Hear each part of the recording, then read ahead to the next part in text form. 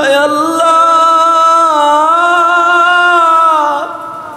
তোমার কাছে দোয়া করি গো মালিক, তুমি ইব্রাহিম আলাইহিস সালামকে আগুনের গর্তের মধ্যে যেমন তুমি শীতল করে ঠান্ডা করে রেখেছিলে গো আল্লাহ, যে সকল ছোট ছোট কোমলমতি বাচ্চাগুলো পুড়ে গেছে আল্লাহ, তাদের দেহগুলো জ্বালা যন্ত্রণা থেকে আল্লাহ তুমি ঠান্ডা করে রেখো আল্লাহ। আল্লাহ, পুড়ে যাওয়ার যন্ত্রণা অসহ্য যন্ত্রণা, এই বাচ্চাগুলো সহ্য করতে পারবে না আল্লাহ। এই বাচ্চাগুলোকে তুমি শীতল করে দাও, তাদেরকে পরিপূর্ণ সুস্থ করে দাও। যে যেভাবে পারুক সকলের পাশে, এই অসুস্থ বাচ্চাগুলোর পাশে সহযোগিতা করার তৌফিক দান করে দাও ও আল্লাহ।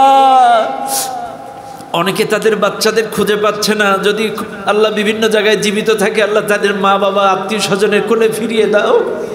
আর যাদের বাচ্চা নেই আল্লাহ সকলকে শহীদের মৃত্যু দাও।